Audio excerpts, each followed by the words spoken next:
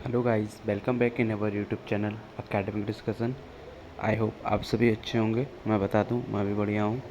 तो अभी जो लास्ट 31 मार्च लास्ट जो निकला हुआ है, उसमें जो एग्ज़ाम आपका PNB एसओ क्रेडिट का हुआ, तो उसका रिज़ल्ट कब तक आना है, तो इसको लेके मैं आपको एक इन्फॉर्मेशन दे रहा हूं कि एक्सपेक्टेड है कि आपका one one and half months में आपका रिज़ल्ट आ जाएगा। तो जो लोग को लगता है कि उनका क्वेश्चंस पेपर अच्छे हुए, उनका जो है सिलेक्शन हो सकता है, तो वो लोग इंटरव्यू की तैयारी करें।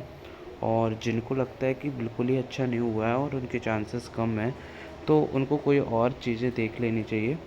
और जिनको डाउट्स हैं कि क्या पता होगा या नहीं होगा, तो उनके लिए ऐसा है कि आप अगले एग्ज़ाम्स की तैयारी करें। और इसमें इसमें देखो, वैकेंसी ज़्यादा थी, थाउजेंड्स वैकेंसी थी, तो चांसेस हैं कि कॉल आए इंटरव्यूज़ की।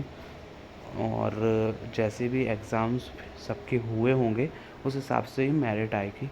क्योंकि बैंक्स ने ये अपने ऊपर लेके रखा हुआ है कि जो QRA आपका है, क्वांट रीजनिंग और इंग्लिश, उसकी मेरिट वो उन्होंने पहले से डिसाइड करके नहीं बताई है कि आपकी कितनी कट ऑफ होनी चाहिए।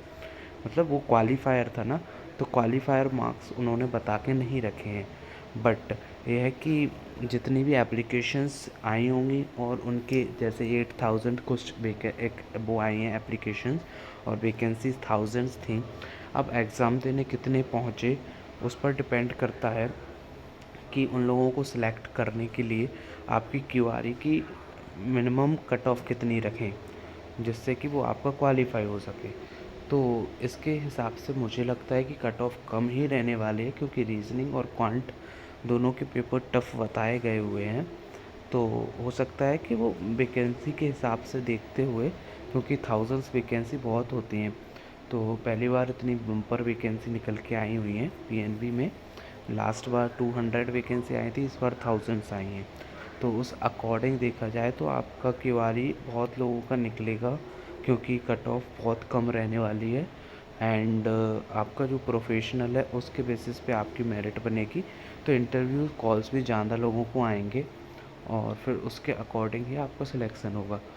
तो आप 1.5 मंथ ऐड मान के चलिएगा कि इतने में ही रिज़ल्ट आपका आएगा, और उसमें ही आपका इंटरव्यू कराएंगे वो लोग।